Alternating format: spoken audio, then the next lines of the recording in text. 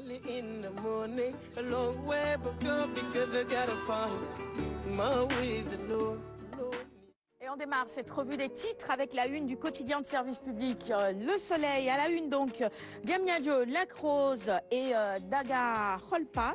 Eh bien, le chef de l'État demande tout simplement la cartographie intégrale des assiettes foncières. Les 30 hectares de l'aéroport de Yoff confiés à la Caisse des dépôts et consignations.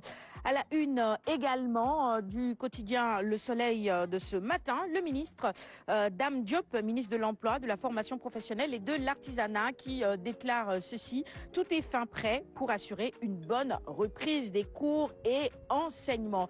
À la une également du Soleil ce matin, exploitation du pétrole sénégalais, Woodside maintient son calendrier initial. Autre titre, cela concerne la Covid-19. Le Sénégal se rapproche des 100 morts. Cela devrait évidemment nous pousser à davantage respecter les gestes barrières.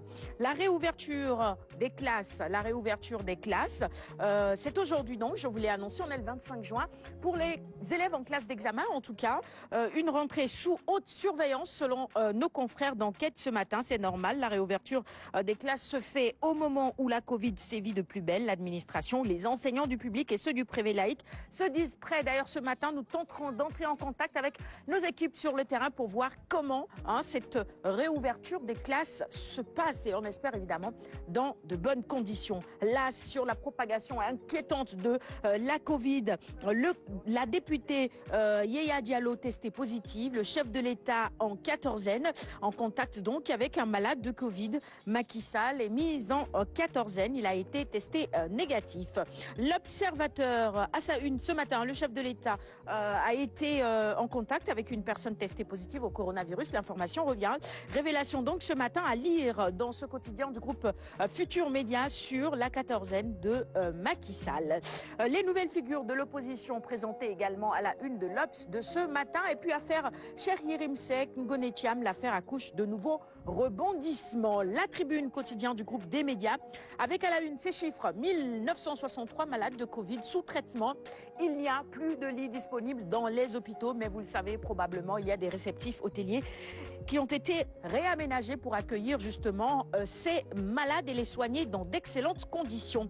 L'info à la une du quotidien L'Info ce matin, l'aéroport de Yoff, Macky affecte 30 hectares à la CDC, la Caisse des dépôts et consignations. Et donc à la une de ce quotidien ce matin, la photo du directeur général de la CDC, Cheikh Ahmed Tidiane Ba.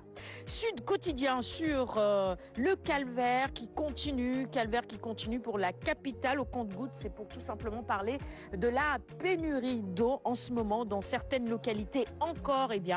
Les populations peinent à trouver le liquide précieux. Les quotidiens sportifs, Stade, avec à la une un Sadio Mané, Liverpool qui cartonne donc face à Crystal Palace. 4-0, ça vire à la correction, Sadio et les Reds. Sacré ce jeudi peut-être. Les Lions, le Lyon inscrit son 15e but en championnat. Tant mieux, après évidemment toute cette pause, notre Sadio Mané est toujours très en forme. On va terminer la revue des titres de ce matin avec Sunulamb, quotidien de lutte traditionnelle. On est toujours dans le sport. Un promoteur crédible entre en scène. Omeguigui est démarché. Ça, c'est une bonne nouvelle. Nas confirme les démarches et puis le promoteur en question m'a saisi, déclare également Landiang. C'est tout pour la revue des titres de ce matin. Merci à tous de l'avoir suivi. On va évidemment dans un petit moment offrir les quotidiens à notre invité. Je me déplacerai de l'autre côté du plateau. Philomène est également là maintenant pour le flash. On poursuit